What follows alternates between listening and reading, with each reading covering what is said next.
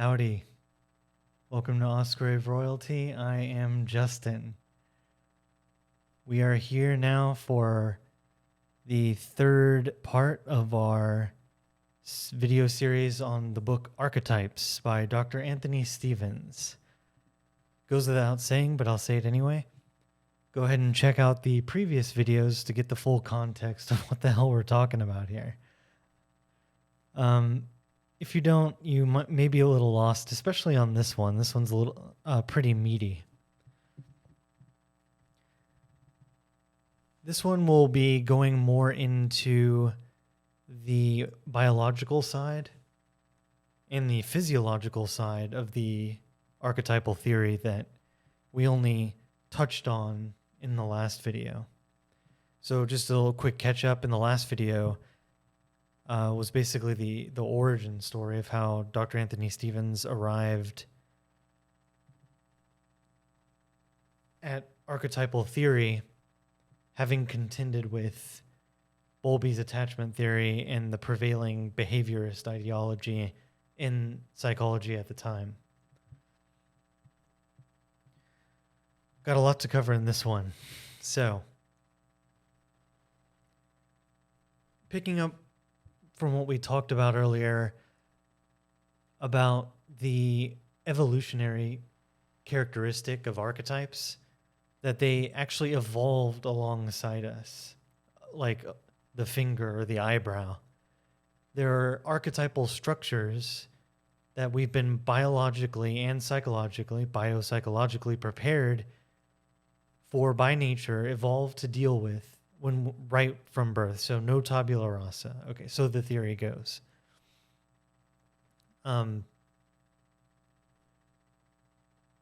So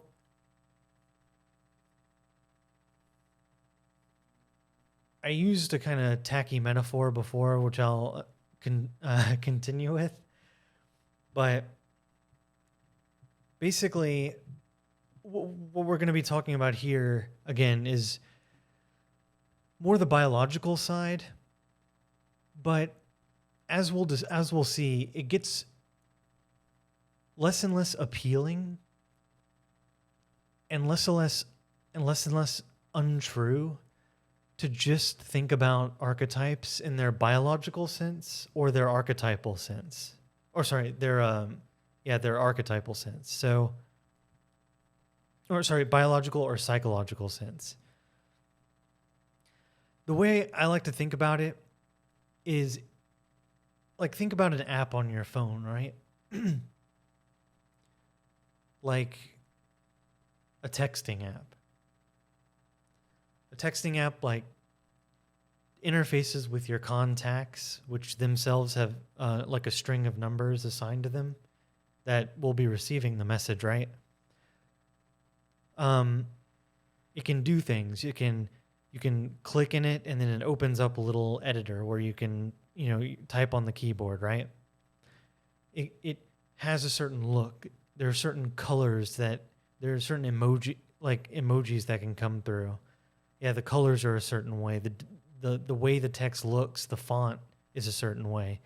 It can produce symbols. It can do all these things, and sometimes there'll be like an update, and then things will change slightly in the maybe what we call front end in the tech world, like the way everything looks, like the system just gets slightly improved or changed in some way, updated. Maybe there's a bug that gets fixed, This is all great. But someone could argue, like, why are you talking about all that? Don't you know that the app is just a collection of data bits on your phone's hard drive? You'd look at that person like they're nuts, right? Like, a texting app isn't just the bits of data. I mean, in a sense it is. In a sense, it's kind of like everything in the universe is just particles or something, right? But that is an offensive, gross missing of the forest for the trees. That, like, it's even beyond missing the forest for the trees. It's like missing the trees for the atoms, But saying apps, like we should ignore all of what the app can do and just say, hey, you're wrong. Actually, all apps really are bits of data. But this is not a productive discussion. Because the truth is that, yes, they are the bits of data, but they are also the functions that they contain. In the same way, archetypes are biologically rooted in our brain structure, which we'll get into here. But again, it's like saying that the archetypes are just like the apps are just data, like the archetypes are just neural pathways in the brain. It doesn't tell you anything. Like you're missing a lot of probably the larger piece of the puzzle here. And this is an old argument, which I'd encourage you to go do your own research. And I don't want to. We don't have time to just focus on that debate, but this is how Jung saw things, and this is what Stevens is covering. So,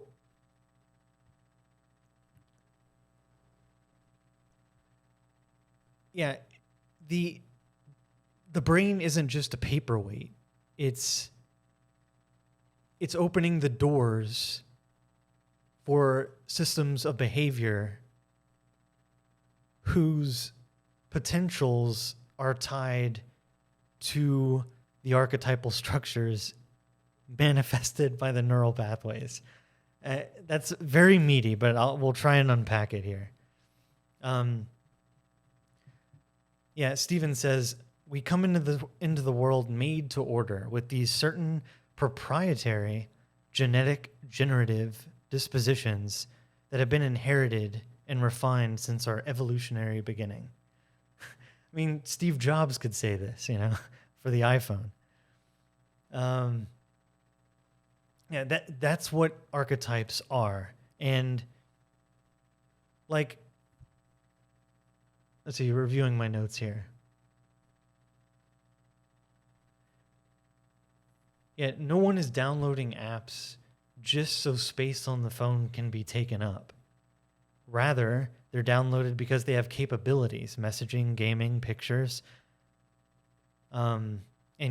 So Stevens goes on, the archetype possesses a fundamental duality.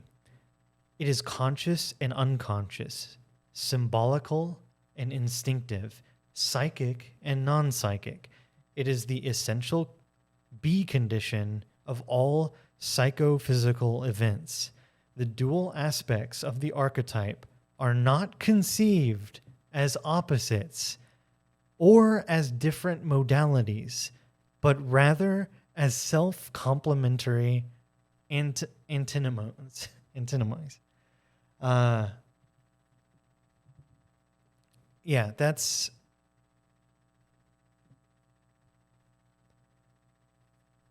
That's really what's trying to be communicated in archetypal psychology. That is the nature of the dual nature of what an archetype is: the hardware and the software, the back end and the front end. As he says, the conscious and the unconscious, the psychic and the non-psychic. They're complementary. They are not mutually exclusive. Archetypes are systems of readiness for action, and at the same time, images and emotions. So, basically, archetypes are the standard apps we come with, not necessarily the apps you download after, but any of the applications that come preloaded onto the phone. Moreover, the ability to download more apps is itself an archetypal function, metaphorically. What this means is that as humanity evolves, the psychic structures themselves, which intake the wide array of experiences, are evolving. These inbuilt structures are known as the archetype of the self. And this is very esoteric, but very fundamental to Jungian thought. and the self with a capital S, and I'll talk about this more in a moment. The collection of psychic genetic structures every human has inherited from the process of countless microevolutions throughout time from every human. No tabula rasa here. Okay. So, I cringe. My inner snob cringes, but it's kind of like the App Store. It is like the big S self. Jesus, I'm going to put this on YouTube. I should have thought of a better analogy, but, we'll go with it. Please flame me in the comments for this. I beg you. I deserve it. And I have an Android phone. That's the sick irony. But the self is like the App Store. It has all the apps, all the potential capabilities, right? And yes, it itself evolves too. And that's another discussion, whether there's a feedback between like people downloading apps, giving feedback, and then new apps appearing as a result, thus increasing the collective app potential on the App Store. That's a tangent. Feel free to comment below. I'm not going to take that any further. I'm going to stay put here. So let's say like the App Store, set amount of apps, right? And not every phone has every app on the App Store. Just like not every human possesses all the the maximum amount of archetypal potential. Each phone can house a certain amount. There are different model of phones, just like all of us, we're individuals, and we all have different app capabilities, for lack of a better term. We're all operating with a certain operating system that has basic capabilities that come out of the box, but then can get patched, so to speak, as we unlock its potential. And God, I'm really stretching this here, but hopefully that gives a sense of like the big S self, which contains all the archetypes possible, all maximum potential of humanity that could ever happen. And as human individuals, little S selves, we tap into that. We're tethered to it. And we get a little drip drop we get a little part of that. But we can never become the full self, right? With the capital S. That would be having every thought every human could have, every inclination. It's just, overwhelming. But hopefully by becoming individually manifest, we're fundamentally very limited and separated from the big S self, but that's the way everything is set up according to the big picture here. So, got a lengthy passage, but hopefully this does a much better job than I'm doing of describing it. I'll leave it to you, Stevens. So, just as no parent can ever hope to actualize the totality of the principal architect, the big S self, those are my words, so no ego can ever incorporate the wholeness of the self. Incarnation entails sacrifice. It means fragmentation and distortion of the original, undifferentiated archetypal state. Many aspects of the self will prove unacceptable to the family milieu and consequently are regulated to the shadow, while others will remain unactualized and will persist as unconscious and latent archetypal potential, which may or may not be activated at a later date. Thus, in every individual lifespan, some distortion of primary archetypal intent is unavoidable. Frustration of archetypal intent, meaning here, the distortion. Frustration is used later.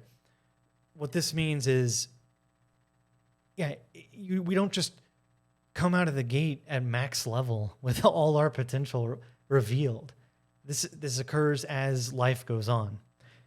And a big thing here is we have all we need. Like all the raw material is within us. It's just a matter of unlocking it, so the theory goes. Right. Thus, in every individual lifespan, some distortion of primary archetypal intent is unavoidable. We are, all of us, to a greater or lesser degree, only a good enough version of the capital S self. This fact is of the utmost psychiatric significance because the extent of the distortion is the factor that makes all the difference between neurosis and mental health.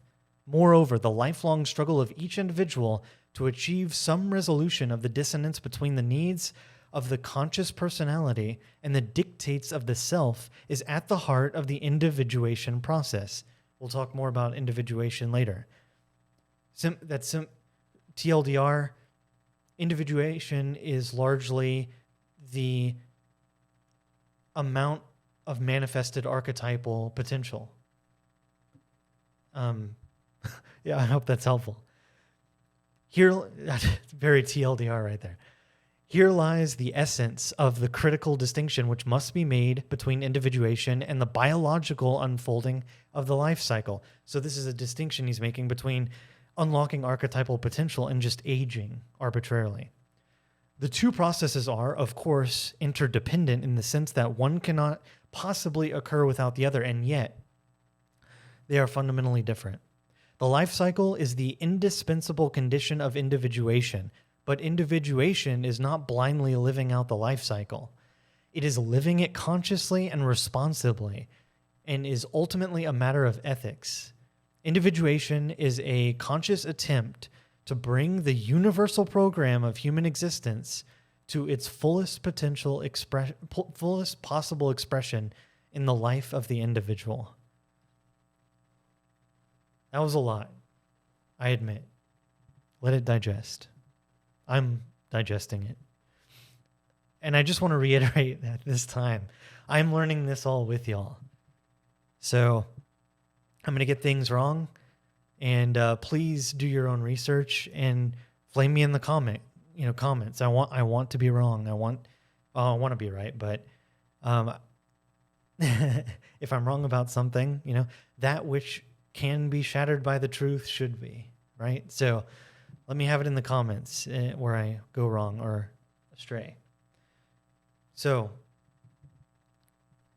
we talked about the archetypal dual nature, how they're both, psychic and biological in the same way that apps are both data and their functionality, and that the psychic and biological characteristics evolved in a parallel nature through natural selection.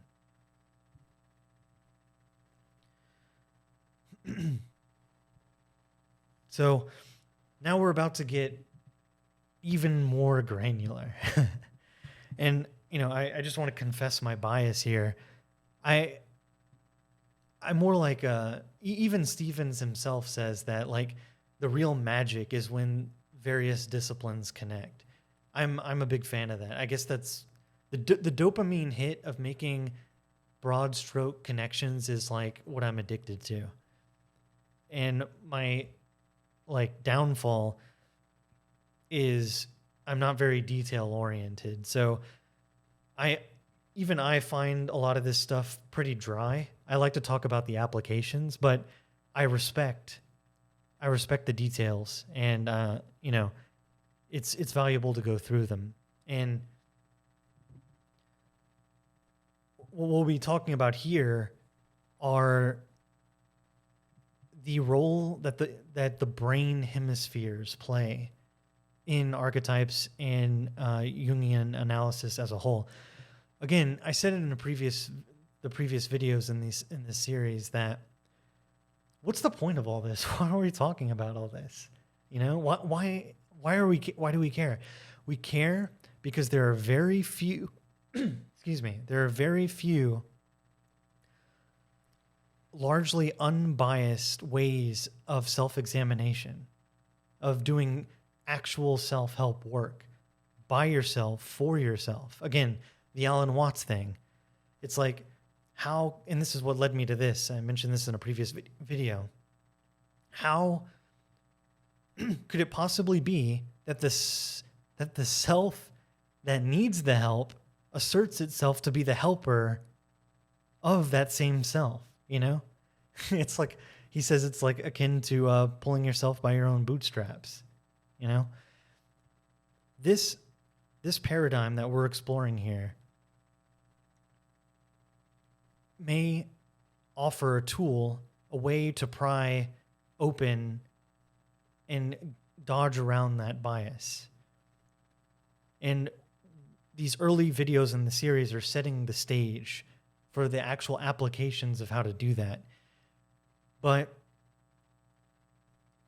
Jung, even today, I think, maybe not as much, I can't vouch for the 1960s and 70s when Stevens was doing a lot of this work for this book, that Jung is kind of considered a crackpot, like a new agey, spiritual, nonsensical thing, and the irony is ridiculous for what we'll be talking about.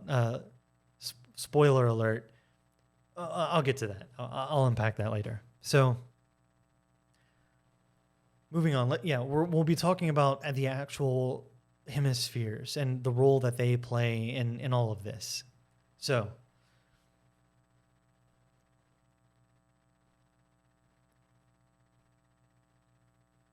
Stephen says, inasmuch as one archetypal system can be differentiated from another, each must have an extremely complex and widely ramifying neurological substrate involving millions of neurons in the brainstem and limbic system and both cerebral hemispheres. Again, it's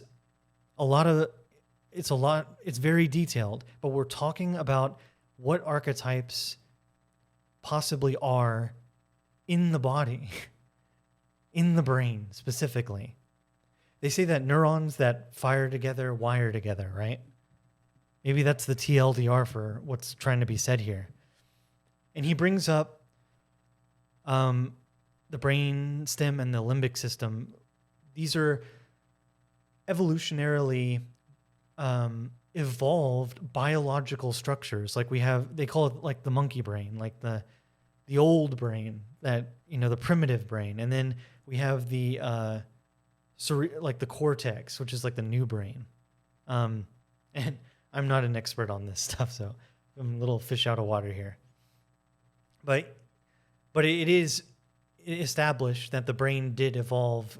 The brain, as it is in humanity now, is the result of certain deliberate steps in evolution in the brain's overall structure and capabilities.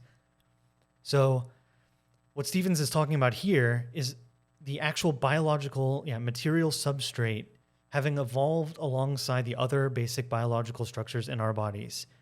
This is what gives rise to archetypes, what are called archetypes.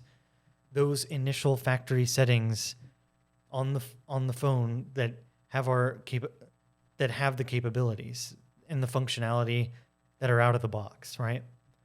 And note, again, one of those capabilities is to download more apps from the App Store, metaphorically. Anyway.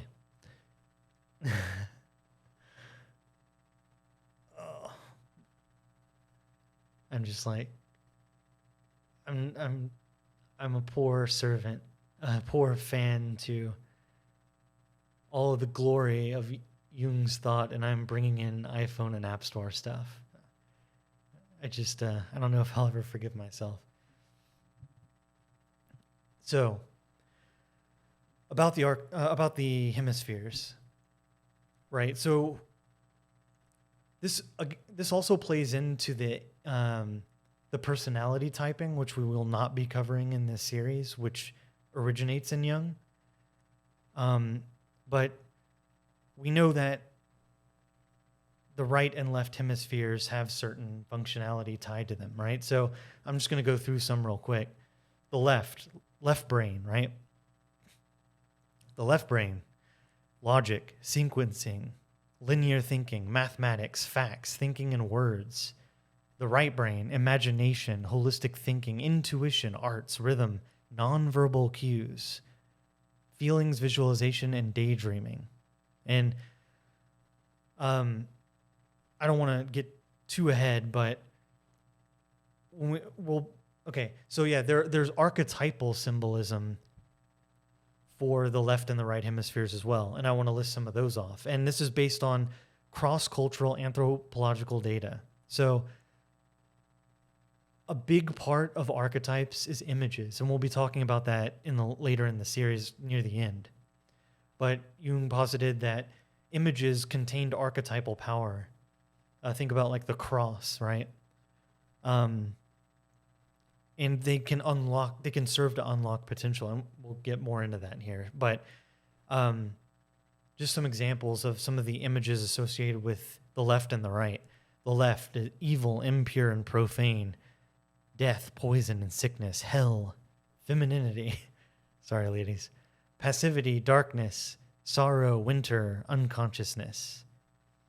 The right brain, good, pure, sacred, life, medicine, health, heaven, masculinity, daylight, joy, summer, consciousness.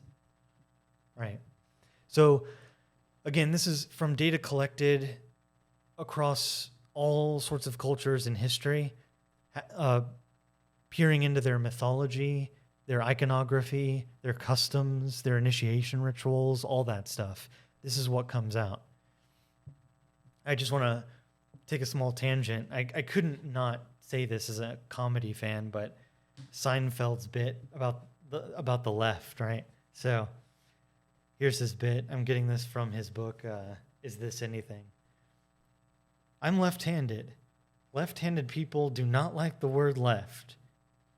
Do not like that the word left is often associated with negative things. 2 left feet, left-handed compliment. Bad ideas are always out of left field. What are we having for dinner? Leftovers. You go to a party? Nobody's there. Where'd they all go? They left. Yeah.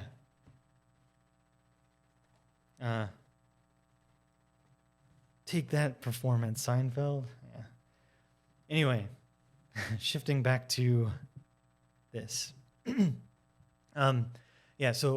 is a very highly nuanced line of thinking here, but yeah, very important to understanding the biological part further of what archetypes are. So, yeah, the way archetypes manifest within us, like the mother-child bond, which we discussed earlier, for example, is thought to be represented in the brain via the content and the clarity of communication between the hemispheres. Every moment they are communicating and interpreting our reality. The more communication is lacking, the more deformed the archetypal actualization. These are my words. This has been demonstrated in the way people can sometimes change from the result of brain injury. Ultimately, the stronger the union between the hemispheres, the stronger the archetypal manifestation actualized in the particular individual, thus bringing one closer to the capital S self, in my opinion. Jung said, neurosis was self-division, and that the purpose of therapy was to heal the split. Stephen says, he implicitly warns against the dangers of left hemispheric imperialism. The unconscious has an inimical or inconsiderate bearing towards the conscious only when the latter adopts a false or pretentious attitude. Okay? We're coming to the end of the video, but I do want to emphasize this. Next season, we'll be talking about King, Warrior, Magician, Lover by Robert L. Moore. One of those archetypes is the magician, the intellectual part of us, the one that craves factual knowledge. Sound like left brain? Yes. So Moore talks about perversions of the archetype and what's called the magus. It's when you're too logical and to the detriment. So Jung says that dreams function as attempts at hemisphere integration. We live in a world of the left hemisphere, logical, structured, ordered, and dreams are messages sent in the form of symbols and images from the right hemisphere, intuitive, open, and creative. We'll be talking about dreams and the transcendent function later. These are parts of the process that lead us to individuation, unleashing the most archetypal potential we're able to do. So it has been a journey. Only a little bit left here on the video. This was meaty. Let me know in the comments what y'all think, what I get right, what I get wrong, what value did you get from it. Let's continue the series. I will see y'all in the next one. Thank y'all so much. Bye-bye.